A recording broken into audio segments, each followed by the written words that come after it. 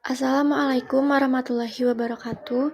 Izin memperkenalkan diri, nama saya Zalzabila Putri Maulia dengan NIM 23501911109 dari kelas C. Di sini saya akan mempresentasikan materi yang berjudul Kajian Penemuan dan Pengembangan Antiemetik 5HT3 dengan reseptor 5HT3 sebagai antiemetik. Poin pertama yaitu ada latar belakang. Mual dan muntah atau biasa yang disebut dengan emesis merupakan respon berlebih pada kondisi klinis seperti kemoterapi, radioterapi, dan pasca operasi. Dapat menurunkan kualitas hidup, mengganggu keberhasilan terapi, serta menyebabkan dehidrasi atau gangguan elektrolit. Oleh karena itu, dibutuhkan obat antiemetik yang bekerja secara efektif dan selektif. Selanjutnya ada reseptor 5HT3 sebagai target. Reseptor 5HT3 memiliki karakteristik unik karena merupakan reseptor serotonin yang bersifat ionotropik. Apa itu ionotropik? Ionotropik itu adalah jenis reseptor membran sel yang bekerja sebagai kanal ion atau ion channel, yang artinya ketika ligan, misalnya neurotransmitter, berikatan dengan reseptor tersebut, kanal ion langsung terbuka atau tertutup, sehingga ion dapat mengalir melintasi membran sel dan menimbulkan respon yang sangat cepat. Mekanismenya itu dengan mengaktifasi membuka kanal ion natrium dan kalsium, menyebabkan depolarisasi neuron secara cepat. Selanjutnya terletak di sistem saraf pusat atau biasa yang disebut dengan CTZ dan sistem saraf perifer atau saluran gastrointestinal. Karena perannya yang spesifik, reseptor 5HT3 dipilih sebagai target utama dalam pengembangan obat antiemetik. Selanjutnya ada sejarah penemuan antiemetik. Sebelum tahun 1980, terapi terbatas pada antagonis dopamin, antihistamin, dan antikolinergik dengan efektivitas rendah, efek samping berat. Pada akhir tahun 1980, penelitian Andrews and Rappaport mengungkap peran dominan reseptor 5HT3 dalam emesis. Tonggak sejarah. Penemuan ondansetron sebagai antagonis 5HT3 pertama yang menunjukkan efektivitas tinggi secara klinis. Selanjutnya ada klasifikasi antiemetik 5HT3. Antiemetik 5HT3 termasuk golongan antagonis reseptor serotonin 5HT3. Bekerja dengan menghambat aktivasi reseptor sehingga sinyal mual dan muntah tidak diteruskan. Contoh obat dari antiemetik 5HT3 ini ada ondansetron, granisetron, tropisetron, dan palonosetron. Golongan ini banyak digunakan karena obat tersebut bekerja spesifik pada jalur utama mual dan muntah, memiliki efektivitas tinggi, onset kerja yang cepat, serta efek samping yang relatif ringan dibandingkan golongan antiemetik lainnya. Selanjutnya ada senyawa awal atau lead compound. Gambar di samping merupakan struktur kimia dari obat ondansetron. Ondansetron menjadi lead compound atau senyawa awal karena selektivitas dan efektivitas klinisnya yang tinggi.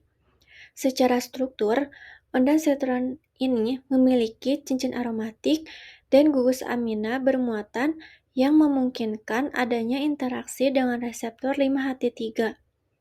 Aktivitas biologisnya sebagai antagonis selektif membuat ondansetron efektif dalam mencegah mual dan muntah. Optimasi struktur kimia. Yang pertama itu ada gugus hidroksil. Gugus hidroksil ini dimodifikasi untuk mengoptimalkan ikatan hidrogen dengan situs aktif reseptor untuk stabilitas kompleks ligan reseptor. Yang kedua ada cincin aromatik.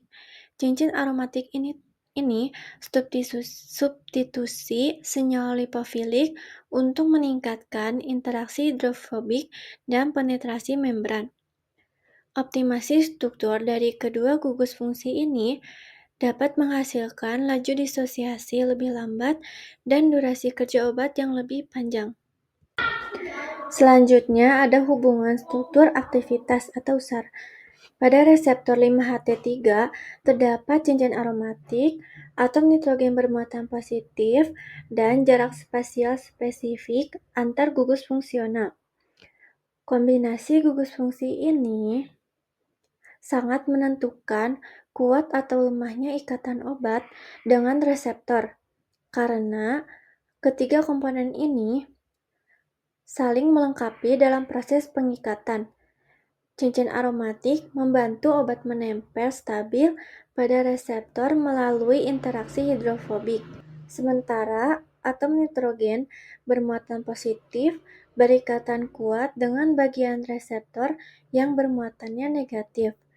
Jarak yang tepat antara kedua gugus tersebut membuat obat memiliki bentuk dan posisi yang pas dengan sisi ikatan reseptor, sehingga semua interaksi dapat terjadi secara optimal.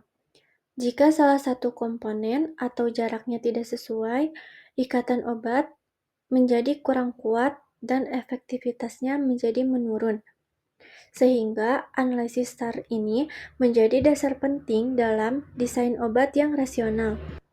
Poin selanjutnya ada senyawa hasil pengembangan. Optimasi struktur dan studi SAR menghasilkan antagonis 5-HT3 generasi lanjutan seperti palonosetron yang memiliki afinitas reseptor lebih tinggi dan lebih stabil, sehingga durasi kerjanya lebih panjang serta efektif pada mual muntah akut. Lalu ada aktivitas farmakologi dan keamanan. Aktivitas menghambat masuknya kation melalui kanal reseptor, mencegah depolarisasi neuron pada jalur muntah atau emesis. Keamanan, efek samping umumnya seperti sakit kepala dan konstipasi, sehingga kesimpulannya reseptor 5-HT3 merupakan target utama yang efektif dalam terapi antiemetik. Pengembangan antiemetik 5-HT3 menunjukkan keberhasilan pendekatan kimia medisinal dari penemuan hingga obat generasi lanjutan yang lebih aman dan efektif. Sekian presentasi mengenai kajian penemuan dan pengembangan antiemetik 5-HT3 yang dapat saya sampaikan. Melalui materi yang saya sampaikan, diharapkan dapat menambah wawasan mengenai pentingnya reseptor 5-HT3 sebagai target terapi, serta bagaimana pendekatan kimia medisinal dasar berperan dalam meningkatkan efektivitas dan keamanan obat. Terima kasih. Wassalamualaikum warahmatullahi wabarakatuh.